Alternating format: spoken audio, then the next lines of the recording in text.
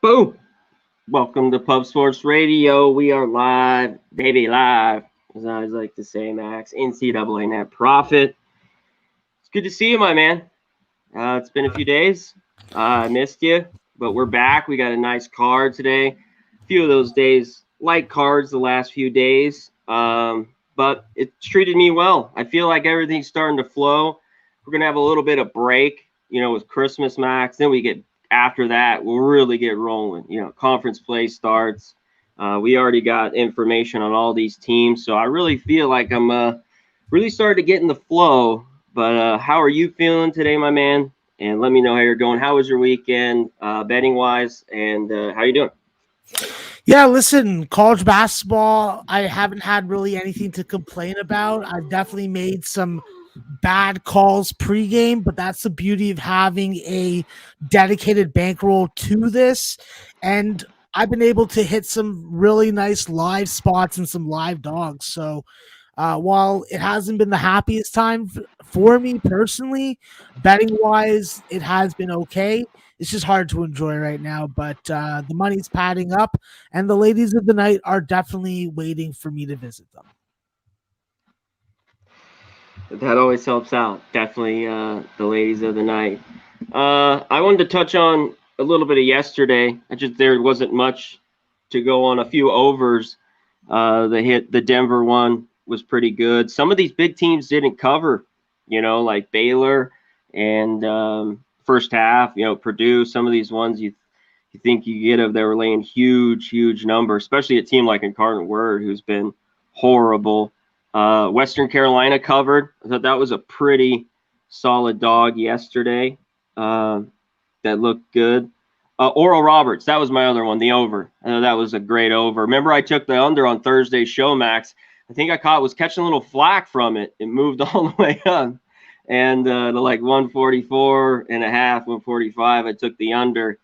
It came in. But Oral Roberts yesterday covered, and it goes over against South Dakota. In that one, South Dakota State just ripped the Roos horrible yesterday. Notre Dame covered big, an easy spot. Yeah, I think that Yeah, go ahead. with the Summit League, it's important to remember that the Summit League is usually an over league. It did show that yesterday, obviously with the help of some overtime in a cup in one game at least.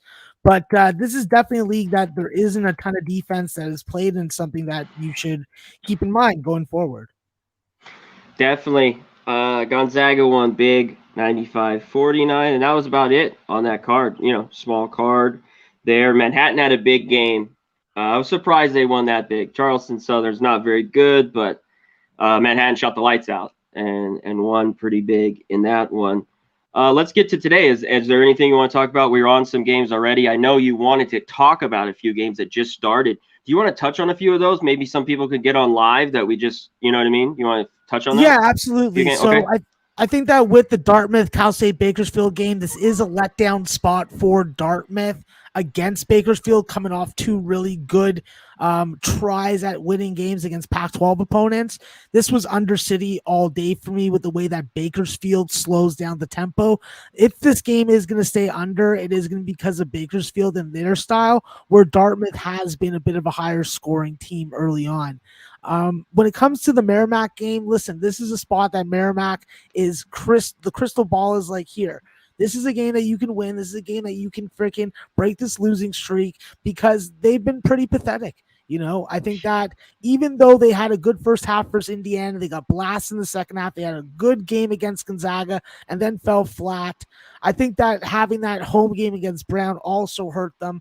This is a spot where I think that they are going to have to hit 3-point shots. If they do, they are going to win this game by 10 plus points and just beat upon Maine like everybody else has in Division One. And then the other game is the Charleston Southern South Carolina State game. With the line movement, I would have been looking at Charleston Southern full game, but I'm on South Carolina State -2.5, and I'm going to roll with the punches on that one. Okay. What'd you think about it's just so low? Do you still even think that Merrimack Maine game can stay under? Yeah, I do. I think that this is a game that could end up at freaking 93 to 98 points.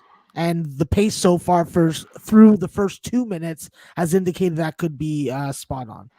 Yeah, that could be a rough a rough shooting day. We saw one. This crept over the Pittsburgh-Jacksonville game. I thought that total was a tiny bit low, but it went over, I think, by a point. Yeah, 64-55. Yeah. That was because, Connor, a lot of those games that Jacksonville and Pittsburgh had played weren't in that point range. And then when you go and you get that kind of point range and you look at the unders, you're like, oh, this is an under game. This is an under game. It didn't turn out to be because of the number. That's why, as much as I come in here, talk about the teams, talk about the personnel, what gets me on the bet is the number value that they're posting. The team stuff is for my own entertainment, I guess. Always for the own entertainment. East Carolina got the 1-point win for Southern Miss earlier. Go ahead. Is there any other game you want to touch on real quick, kind of before we get in? Listen, I think that Southern Miss game was crazy. You had a whole bunch of reverse line movement value when you're betting the total in that game. It was as high as 140. It was as low as 132. So there was a lot of live betting room for you in that game. And the game ended up going over by 1 point, which fucked me because I was on the under 134. Definitely. I want to get into Max real quick. There we go. Sorry, can you hear me now? Yep, I can hear you. I was circling a little bit. Okay, my internet, everything's been working really good lately. You got everything checked out, so everything. Ray, Cox, don't do me dirty today. Don't do me dirty. I want you to before we get into your games, go over your line moves from last night today, from sides and totals. I'd love to hear it, that we this and touch on those real quick before you go on today. Yeah, so obviously there's been a ton of confusion today about certain games because obviously some people just clearly are not doing the research to find out if a game is still on or not, but the bookmakers are still hanging lines for games that are canceled, and you guys got to avoid betting them. One is IPF is Purdue Fort Wayne versus Michigan. That game is off. So that was a 2-point line move towards Michigan, which I thought that was a righteous move, but I wasn't going to mess with it.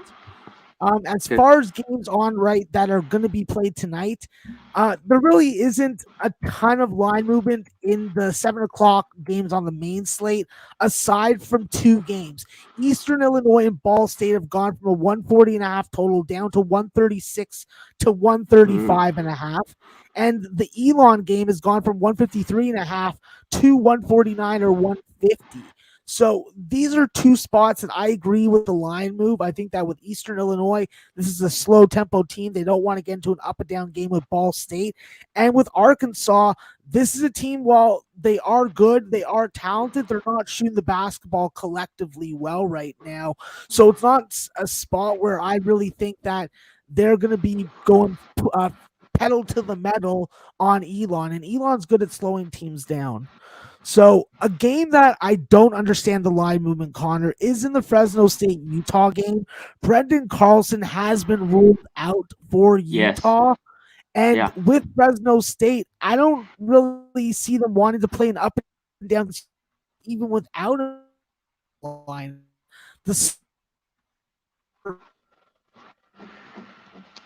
Fresno are agreeing with that move.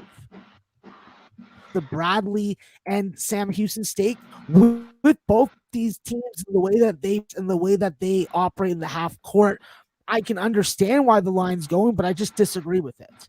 So there's that. One of the biggest line moves of the day when it comes to totals was the Oakland-Michigan State game at the Little Caesars Arena. This is a spot that's gone up from 140.5 to 145.5. And I agree with it. I think that Jalen Moore and company are going to have to score the basketball against this Michigan State team. There's too many offensive weapons and a goddamn dominant center in the making in Marcus Bingham down low. So I agree with that line move there.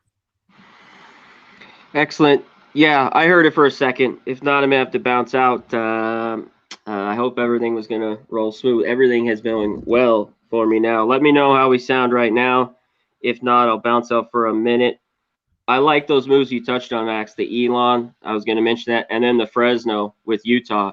You know, with the big man out there for Utah, I'm surprised this has gone up. And this one was very interesting to me. I love Utah at home, but with him out, Fresno State's defense wise, I think I like the points with him catching 3.5 here. And usually a Utah team at home is an over team. But yeah, I'm surprised it's gone up this much. I'd kind of lean under. How am I doing right now, guys? Shout out to the chat. How am I sounding? You're sounding Everything good, going bro. good? You're sounding Okay, good. I just want to make sure everything's good. If not, I will bounce out. Everything seems to be working well. I've for the last few days. You got good picture, you got good sound. I think that we're clear as go. So let's just fuck with our eyes open, Connor. Let's do it. If I do, I'll bounce out real quick. Hopefully we'll get straightened out. But let's get to the best chat we got, Max. We've missed them. I'm sure you have. Before we get into your games, let's give a shout out to the motherfucking chat. Cameron Clayton, T-Mac Taylor, MacArthur, what's up, our guy? Colton, what's up? C. Gunner, Zachariah, Jared TG, what's up? Our guy, regular, J. Peasy, Dan T, Sharpie, my guy, there he is. He says, Maxwell Smart, I need a lady of the night money. My kids have taken everything from me. Woo! Well, hopefully we can help you out, Sharpie. Well, Sharpie, you need lady of the night money because you're making all your baby mamas cry with a certain kind of sex move. So ease up, bud. Ease it up. Michael put Robertson. It all the way in. Yeah, all the way, not just the tip. Row your boat. What's up, our guy? Rude dude up in the crib. What's up, my guy?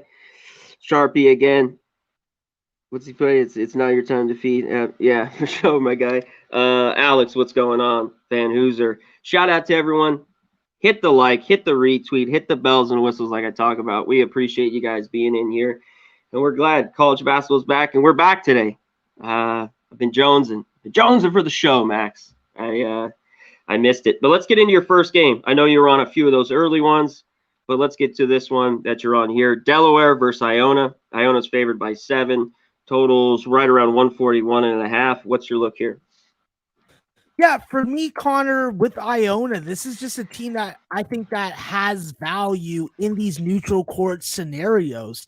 They've done a great job of implementing this Coach Pitino offense, and I just like the experience in the backcourt, the development of Nelly Jr. Joseph in the front court. This is an Iona team that has played stiffer competition, has beaten stiffer competition, and I just think that this is a game where they're going to be able to outmatch Delaware. My biggest issue when it comes to Delaware is Delaware completely healthy? And that's where the biggest problem is. Is Kevin Anderson, Ryan Allen completely healthy? If they are, I do think that they're going to give Iona a chance and they're going to give them a fight. But at the end of the day, this is where the difference is. It's on the bench. And with Iona, they can bring off Dylan Van Eyck. They can bring off Cole and Cowshaw. They got guys that can step up. And I think that when you have that, that's going to be the difference in this game. Iona is uber talented. They do a good job at the free throw line, and they take very good care of their freaking defensive zones. So when you get locked down defensively and then still put up 75 points, that's called fucking with your eyes money. And I'm liking Iona tonight. That's for sure. What do you like here? Full game? Are you going to go first half? What was your look here early? I bet 5.5 just for anyone out there that wants to know what exactly I'm on. But I still think that this is a 10-point win for Iona. It may take them 40 minutes to do, but this is a group that I have a lot of belief in. I think that even if they have to shorten the bench, they still have the advantage. And this is a team that can operate in the half court without having to dribble the basketball. I admire that. All righty. I like it. Let's get to the next one. Big game here. Xavier versus Villanova. Numbers now. Villanova 5.5. Total 136.5. I think this game's very interesting. Villanova team that's lost a few. High hopes. They haven't shot the ball well. They are at home. They should shoot it well. And an interesting total. Because I thought this could stay under, or if they shoot it well, this could get over. And we know how well Xavier's played all year here, Max. So let me know what you have going in this game. Yeah, listen, Connor, I think that there's value with the dog, and the dog got their big dog back in Zach Fremantle. This is a Xavier group that has shown that they can go out on the road and they can play some lockdown defense. I think that they're going to have to bring and play their best defensive game of the season if they're going to keep this game close and have a chance to win late. I think that when you look at this Xavier team, they're deep, and I think that when you have this much experience and this much continuity with these guys want to win together. I think that this is a team that's built to win on the road. And with Villanova, I think they're winning the Big East, but this is their legitimate threat. No disrespect to my UConn Huskies, but they show that they ain't a threat to the Wildcats. I think that with Xavier, this is a big litmus test for them. I think that they show up. And listen, while Villanova has dominated them over the last couple of years, I'm not saying that's going to happen this time, because what's different about this Villanova team is they don't have that roller. They don't have that guy to connect that pick and roll. And with their guards, when it comes to freaking Moore, when it comes to freaking Caleb Daniels, when it comes to Gillespie, even they aren't the best creators. They need that screen. They need that off-ball movement to get to the rim. And that's where I think Villanova's in trouble, because if they have to shoot jump shots, they are not the team from last year when it comes to that, in my opinion, without Jeremiah Robinson Earl. Yeah, you're right. It's just tough for them to create. They got to get off these screens and they got to hit jump shots. And when they're not hitting them, it's just difficult. But when they're on, they can score. So that's why I thought this total is interesting. I think it is a little light. If they're dropping shots at home, this gets over, to me. But I could see a game where a dogfight here between these two and it could stay under. I still lean over a little bit. I think Villanova shoots it well. They just shot it so freaking bad the last few games. But it's hard not to take the points with Xavier in this ball game. That's my lean pretty strong here, catching 5.5. Let's get to this next game. I think it's interesting from a side and total. You have here Howard versus Harvard. Harvard's favored by 7. Total's right around 146. What's your look here? Yeah, listen, I think that when you look at Chris Ledlum and you look at Noah Kirkwood for this Harvard team, it's a really nice 1-2 combination. But I'm used to this Harvard team having multiple bodies that they can rely on and count on for those outlier performances. And I just don't see it really with this team. So this team definitely seems beatable. They seem like they're not really a lockdown defensive team. They try and play multiple guys at multiple positions defensively, and I think that that's where they're going to get caught tonight. Howard is a dangerous motherfucking team. This is not Holy Cross, and they had a little bit of trouble with Holy Cross. I think that this is a game where we see Howard get up and down the floor. They shoot the three well, and I'm looking for Elijah Hawkins and freaking Randy Brumont to have big games. We've seen Steven Settle be fucking very good from 3-point line. We've seen Kyle Foster and Ty Bibbs be able to score inside and out. And when you got your guards freaking grabbing 9 or 10 rebounds a game, that is something that leaves a mental note in my head. I'm all over Howard tonight, and I think that this game goes over with two teams that both average 75 plus. I agree with you here, Max. It's one I already have written down. You had it written down, so I thought you'd kind of lean that way a little bit. I think this Howard team, can score. I think 7's just a bit too much here. As long as they shoot it well, I think they should be in it. And like you said, I think this total they can get over. I mean, it's not the easiest at 146, but I think you can get over the total in this one. All right, my man. Is there any other game you want to talk about real quick at all? Or are you good? Listen, I'm down to talk about all of them, Connor. I'm a volume guy. I like to just talk college basketball. When people talk about NBA to me, I start to dream about these things. They're called Twinkies. They're really good. Okay? And if you haven't had a Twinkie in a while, go get yourself a box. Hostess makes the best ones. I like to hear it. Let's get to mine then. Then we'll get to all the rest of the questions. I think we can touch on basically every game tonight. Cards decent size, but we can get to them. Let's get to mine here. My first one is Air Force and Tarleton. Tarleton's favored by 7. Total 114 here. You know where I'm going, Max? Under. I don't give a shit even at this number. Air Force has just struggled to score. They've had a few overs, like Bethune-Cookman and Denver. Two teams, Bethune-Cookman, they could score on them. And Denver's been an over team. We saw them last night in their over. But the games, the last few, Arkansas State I forget who they played before that. These are great defensive teams, and Air Force scored 48 points in the last 48 46, I believe. There's just no way Tarleton's going to hold him down. Tarleton has held down Michigan and Gonzaga to like 65 and 67, right around there. I believe those scores were in that one. Well, I don't want to touch the side in this one. Two good teams that play defense, especially Tarleton will hold down Air Force. I think Tarleton wins. I'm not going to lay the number, but even at 114, this is a dead under to me. What did you like in this one? Yeah, listen, I think that it's real hard to go to Stephenville and beat this Tarleton State team. I saw South Alabama struggle in a revenge situation to do so, and I think that you're on the right angle and the right side here when it comes to the total. While this is a game that definitely could go over, you need less than 3 points a minute to go over this number. I just think that with Tarleton at home, this is a defensive press team. The way that we're going to see this Air Force team use that Princeton offense is Steel City for Tarleton all night. So I think that they're going to be picking off some passes, and I think that they're going to be getting some transition buckets. Hopefully not too many, and we can keep that under because I'm all over that under as well. Excellent. Let's get to my second one. I found this game pretty interesting. Presbyterian, my Blue Hose.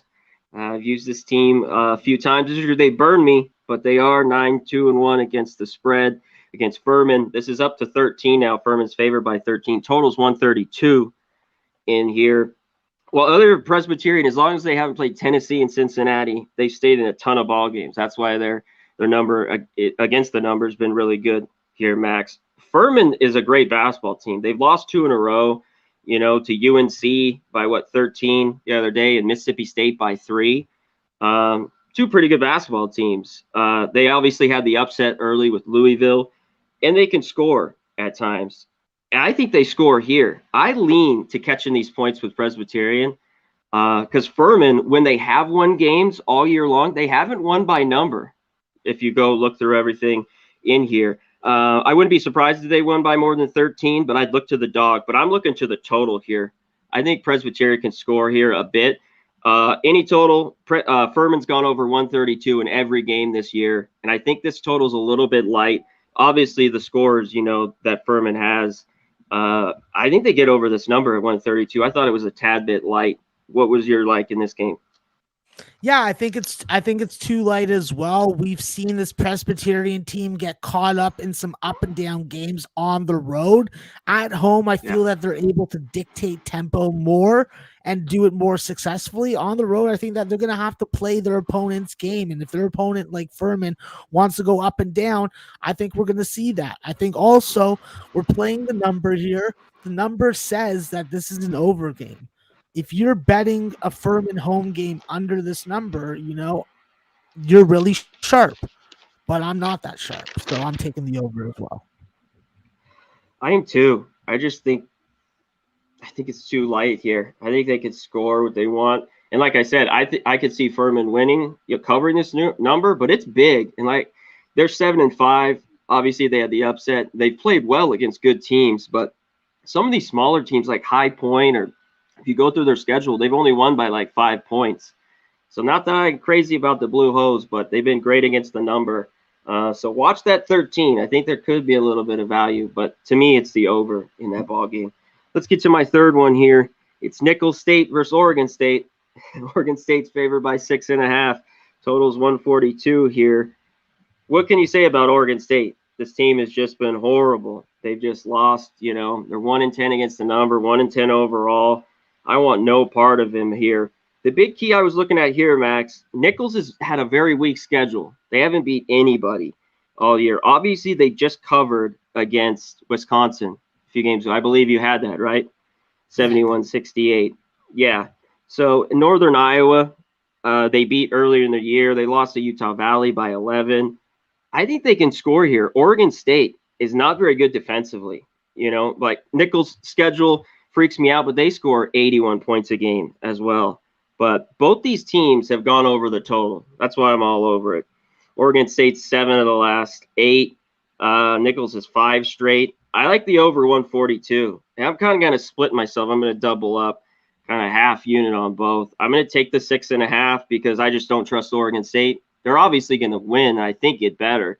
Hopefully, as Pac-12 play gets into conference play. But I think Nicholls can hang around here. So I like the 6.5, but I like the over a little bit here at 142. No defense from Oregon State.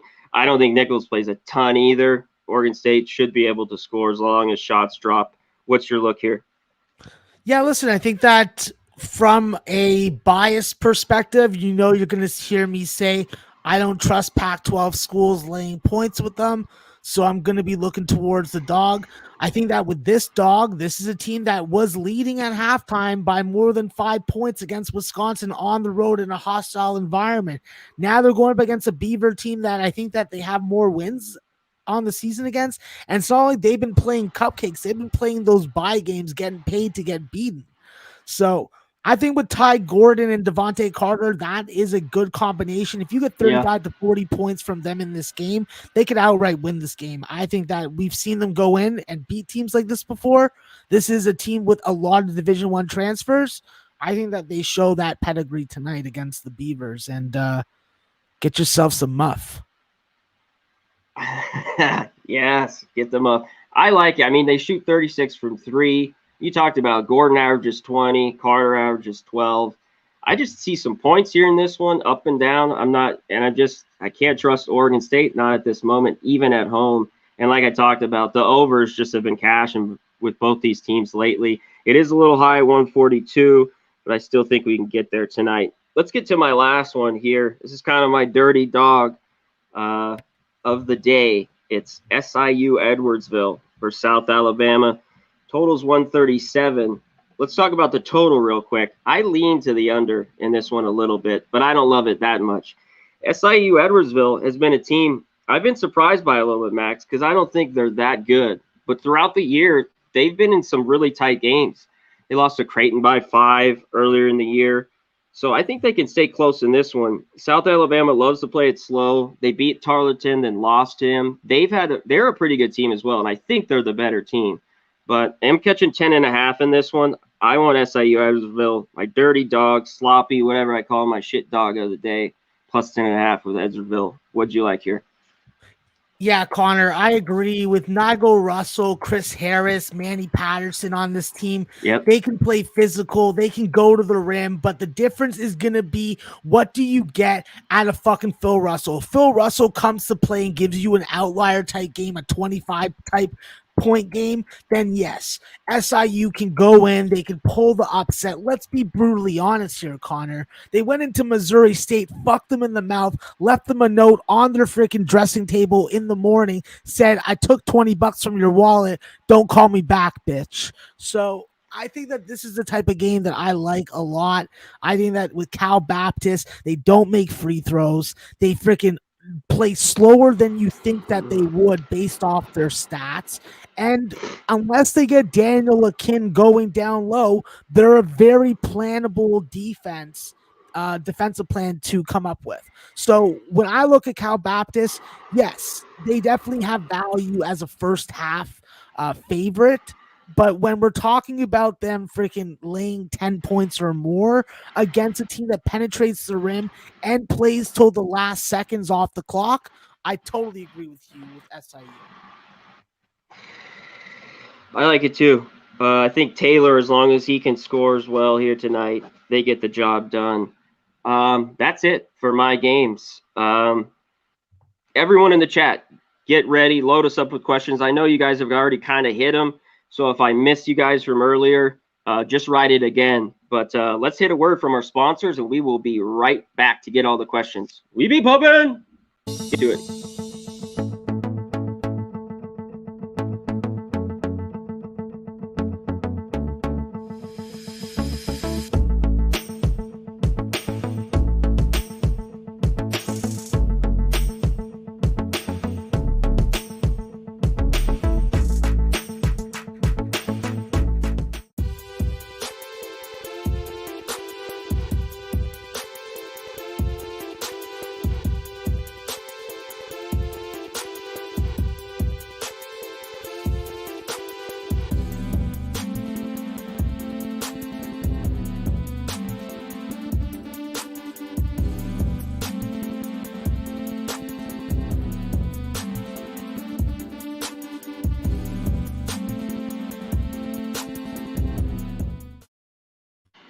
we go, baby. If you're in the San Antonio area, go to Southtown 101.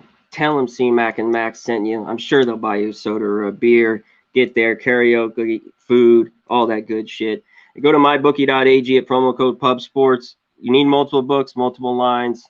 Get there, promo code PubSports. Put 1,000, get 1,000 back. Bitcoin, you got to do the Bitcoin. If not, you put 1,000, they give you half back, 500. And go to manscaped.com. Christmas is almost here. You got to do it now. Get quick. Get the Lawnmower 4.0. Keeps you shaved up. Keeps you good. Unbelievable product. We love it. Manscaped.com. 20% off. Promo code PubSports.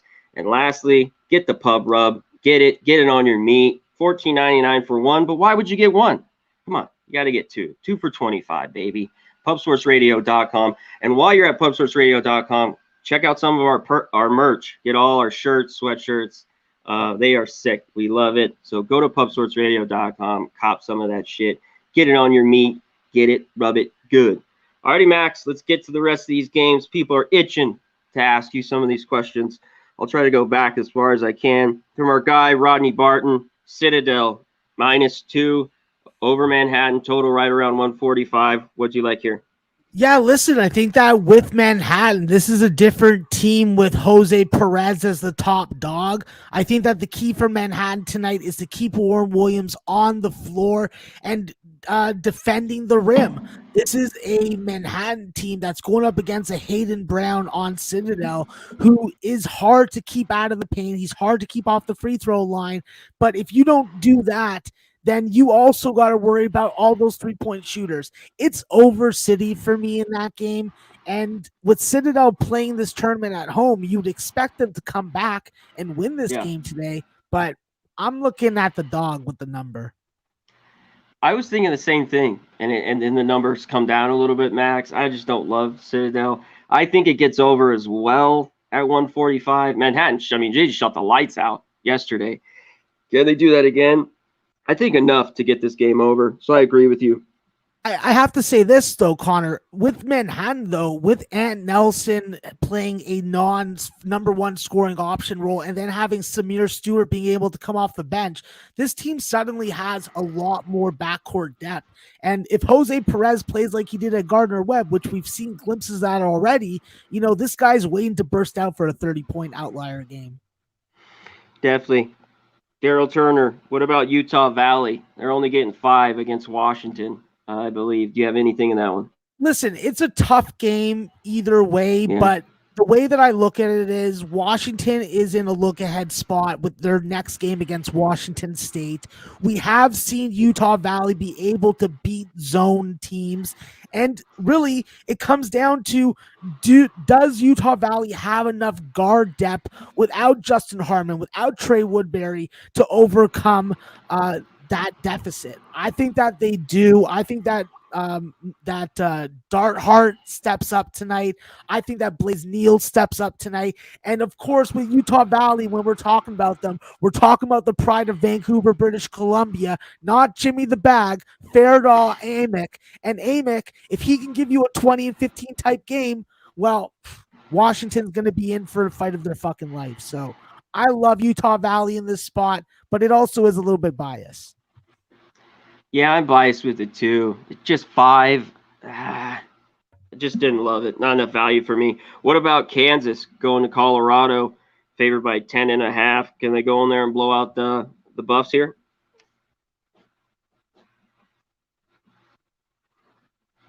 You on mute? There you go. Oh, sorry about that. You're good.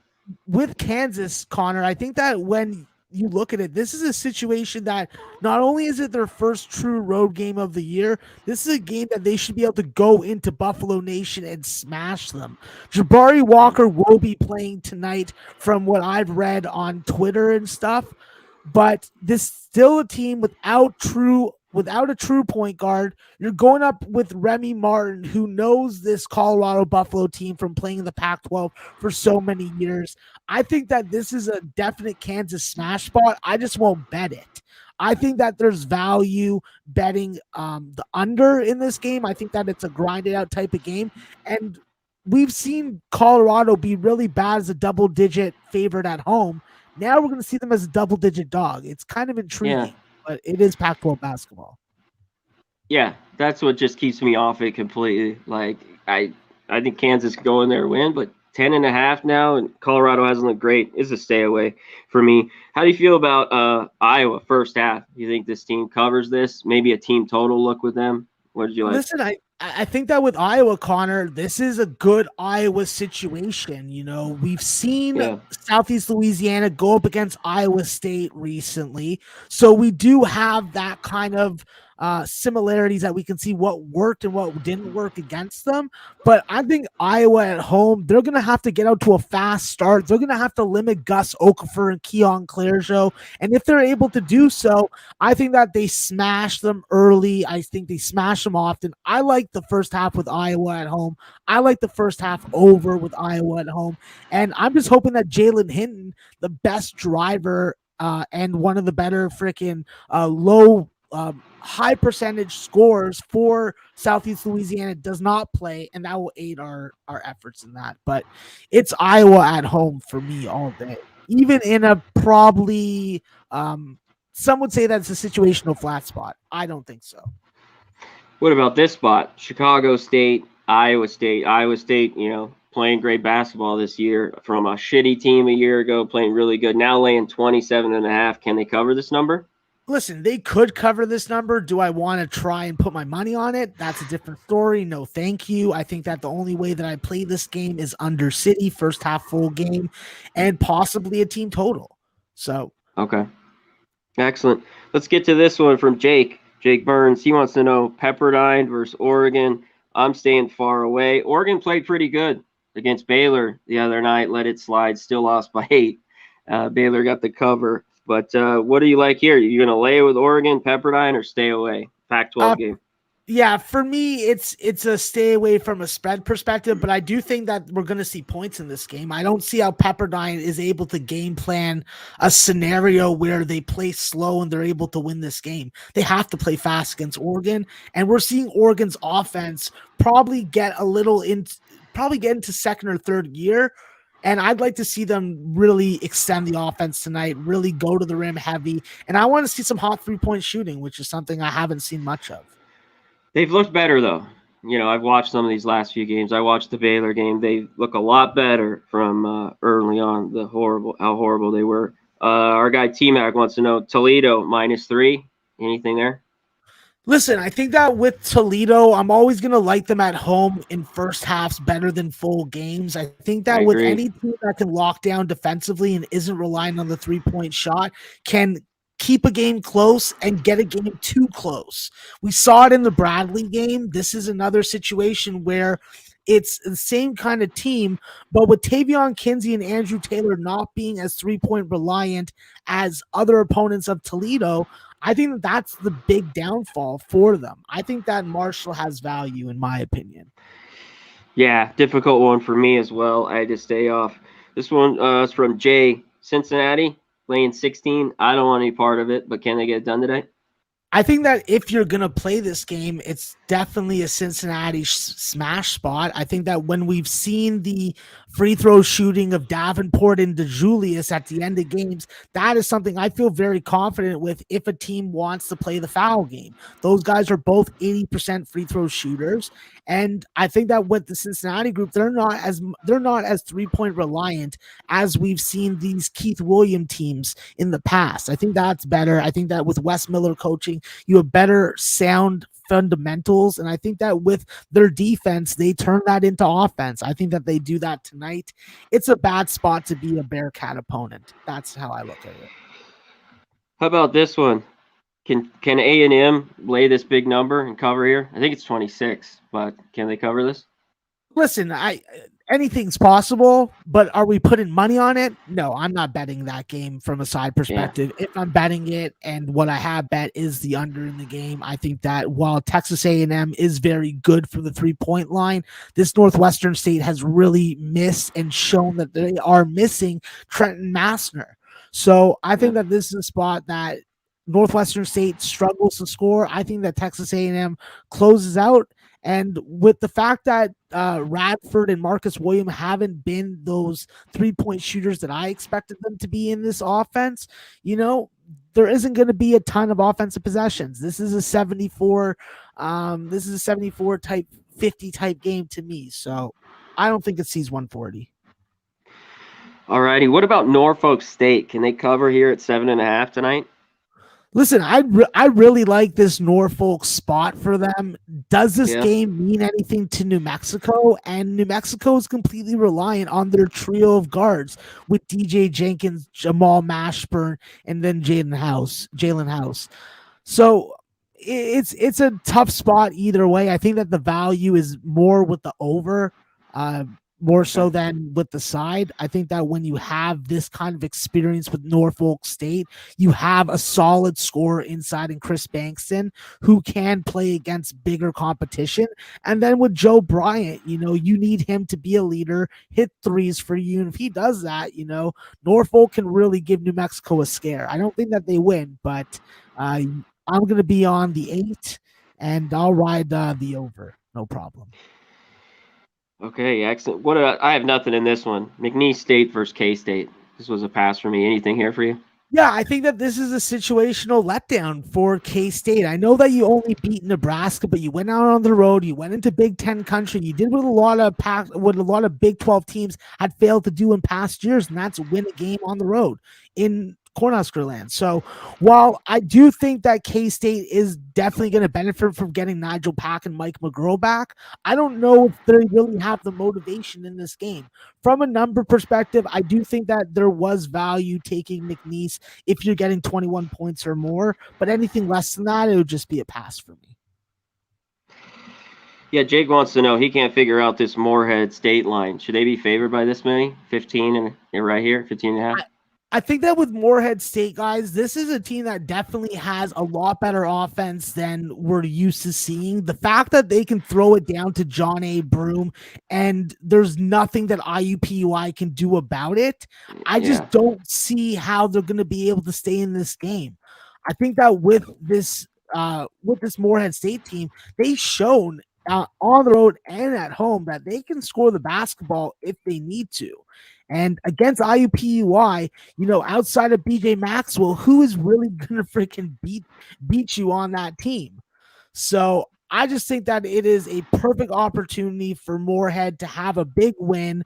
This is a group that's working back Tyshawn Claude. They have Jalen Seabury off the bench who can give them double-digit points.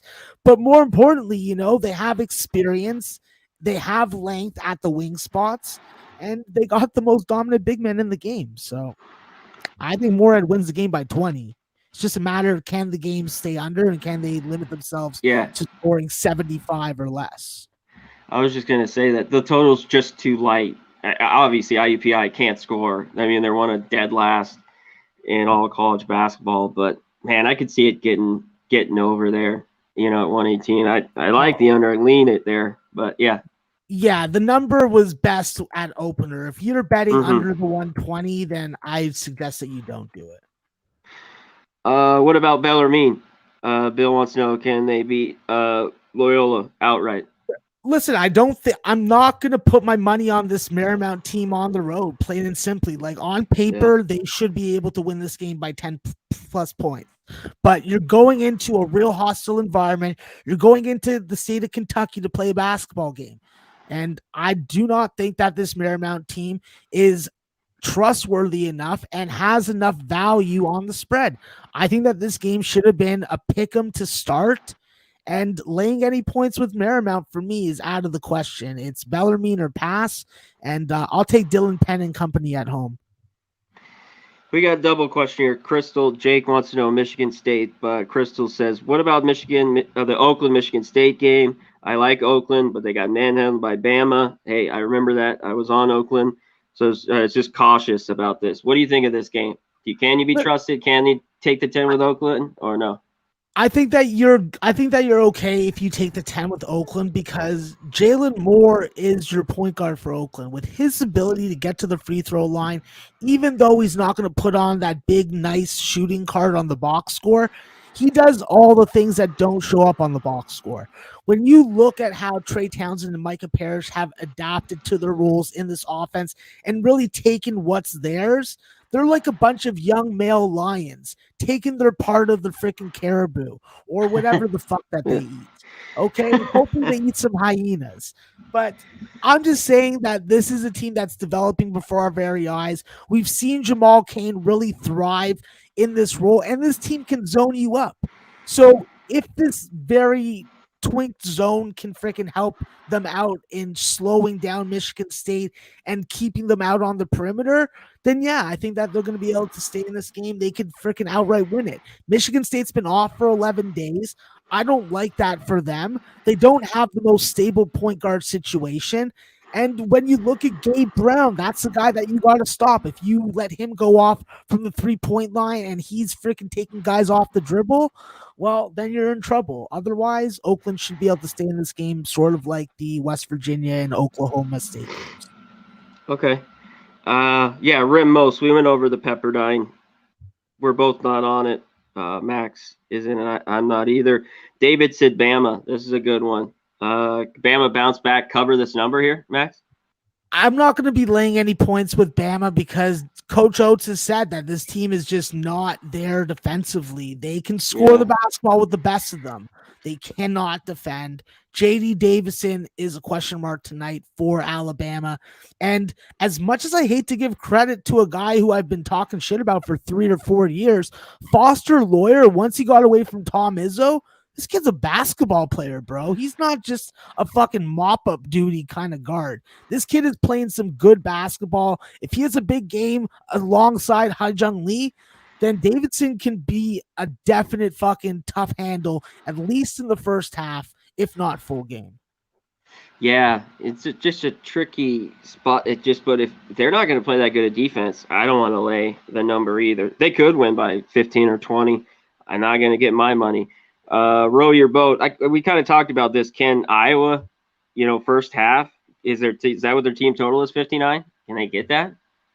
It's not that high, is it? Their team total shouldn't be 59 in the first half. I don't know. I didn't think it was either. Let's get to the big one, Max. Your UConn versus Marquette. Let me know. What do you like here? Yeah, listen, guys, I've adapted and adopted a new ideology. It's stop talking about your fucking teams on the shows that you go on.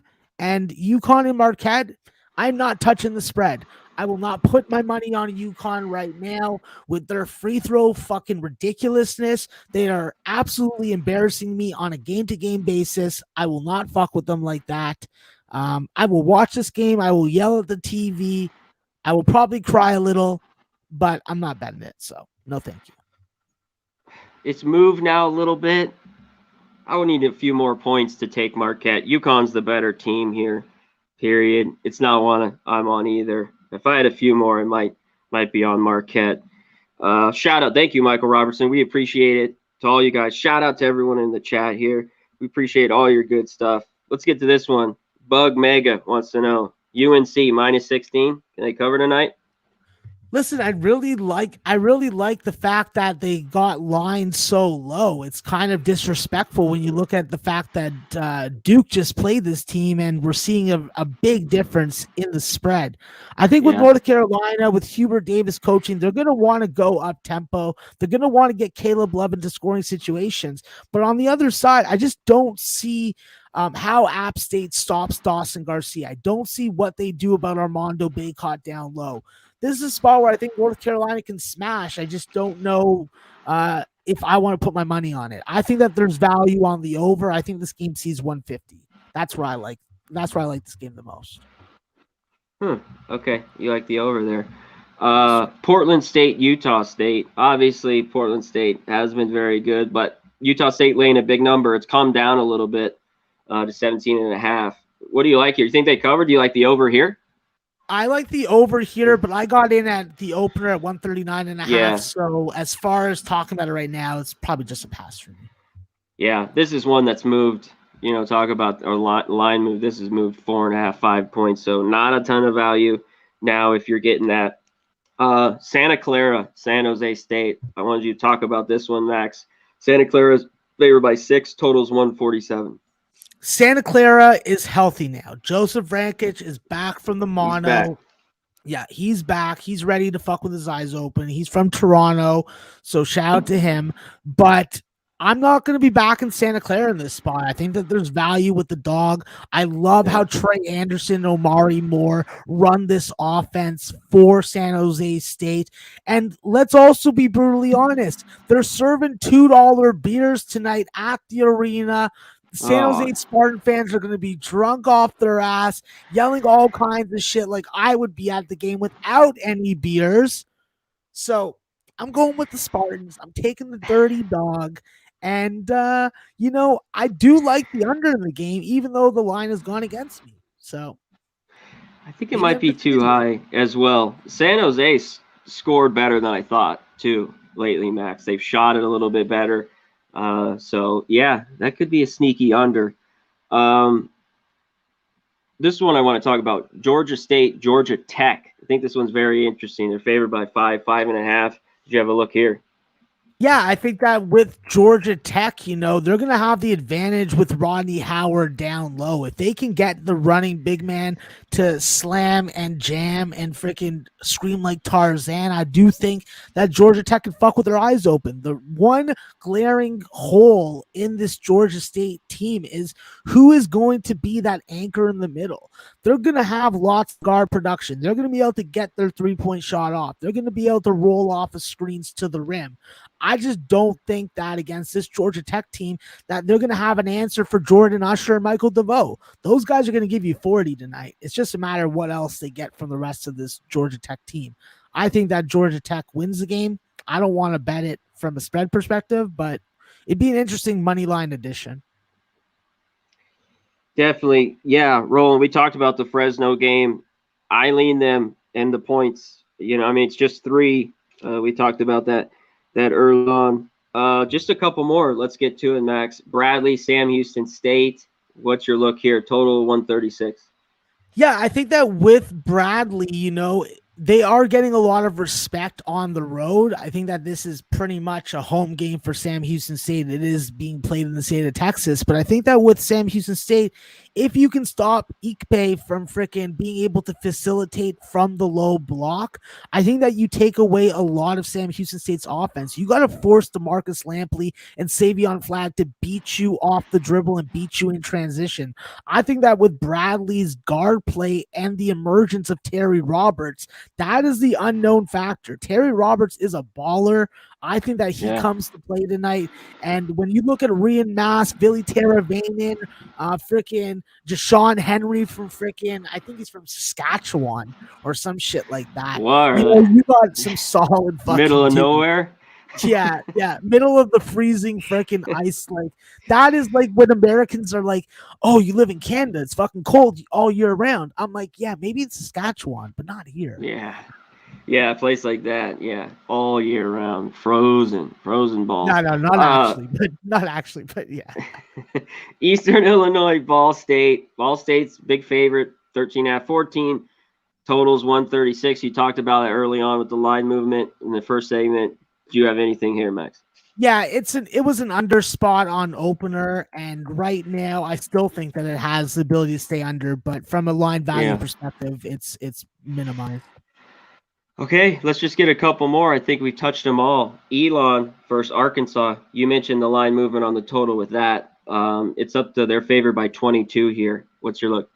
Yeah, with the fact that Arkansas just hasn't shot the ball well recently, I really want to see them put a thumping on someone before I start taking them at these types of numbers. And I think that this is a possibility for them to show off their defense. So if they can keep Elon under 30 in the first half, I do think that this game finds its way under. I love it. I think we've touched them all, Max. Maybe Missouri State, Cal Baptist, 9.5, total 152. Anything there? Yeah, we talked about the Southeast Missouri State Cal Baptist game. You on mute? Nope, I'm not. I can hear you. Yeah. Okay. Yeah, no, we talked about that game. I thought that Southeast Mhm. Missouri State plus the points Yeah, was yeah. the spot. Perfect. I think that's everything. We've touched them all. Is there anything else you wanted to get to before we get out of here? No, I'm good. I think that if I were to have a wish right now, it'd be for fucking Nikki Fish Tanks to come on the show and fucking chug a beer or two. If we don't have that, I'm ready to give out best bets and get out of here for the night because there's a couple basketball games on that I've been dividing my attention There with. he is. There he is. Asking you to shall receive. Happy Been birthday bouncing to around here, Nikki changing her Fish shit. I'm fucking. Get back here, brother. Happy birthday. Everyone in the chat, give a shout out. Happy birthday to this man. Old as hell, but he's still kicking, chugging beers. We love him. So what's up, Nikki Fish Tanks? How you doing, my guy? Happy birthday, bro. You Happy old? birthday. Getting old. Thank you. 37 years old. Young, I should say. Young. Feel like a young buck still. No, that's a joke. And you got a haircut, I see.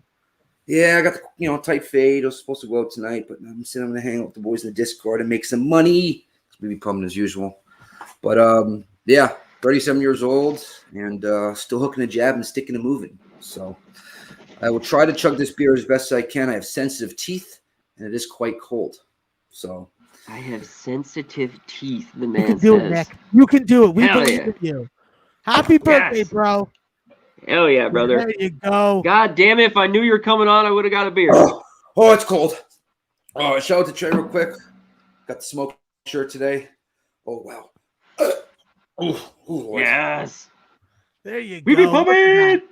We be pumping. Oh, God, that's cold. Oh. Woo! Excellent. We love you came on.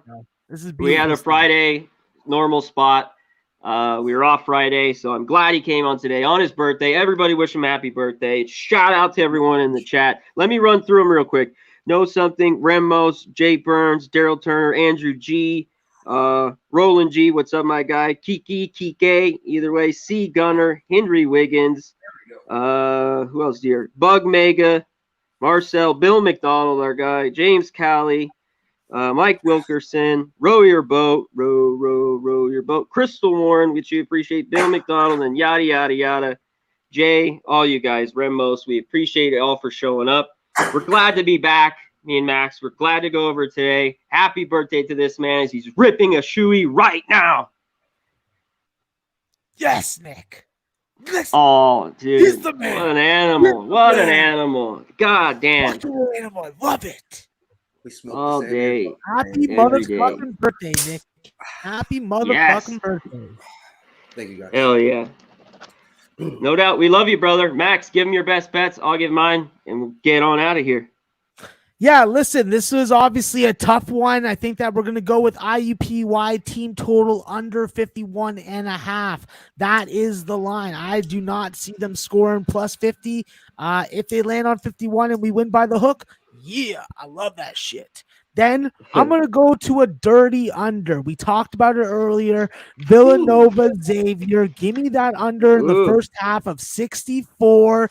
I want under 3 points a minute, missed shots, turnovers, frustration with refs, and obviously the distraction of good-looking women in the crowd. Let's fucking go. And of course, Conor, my third best bet is going to be a spot that we're actually losing out on line value, but I don't give a fuck. We're going to see I love points. We're going to see some tempo. We're going to see over 69 points in the right state, North Carolina State first half. Give me points. Give me drive to the rim. Give me Grant Basile putting up a 30 bird. I love it. Let me give you mine. Air Force, Tarleton, under 114. Yes, 114, under. Presbyterian, Furman, over 132. That gets over. And look out. Presbyterian, I think 13 is kind of a lot. There could be a dog that could cover there. My next one, split bet, I'm going to split it in half. Give me the over 142. And I'm taking the plus 6.5. Nicholls State, Oregon State, little combo, half and half. And my dirty SIU, Edwardsville, plus 10.5. Maybe even wait, you get 11. Everyone loves South Alabama. Give me the 10.5. SIU, Edwardsville tonight, baby. That is it. we're going to be out of here, no doubt. Happy birthday to Nicky Fish Tanks. Thank you. He's Thank Maxwell you. Smart. I'm Conor Mack. We're out of here, baby. And we are what, Nick? We be Pullman! Thank you for the ball. Get it. Thank you, everybody, for the birthday wishes. Let's make some money tonight. Let's go.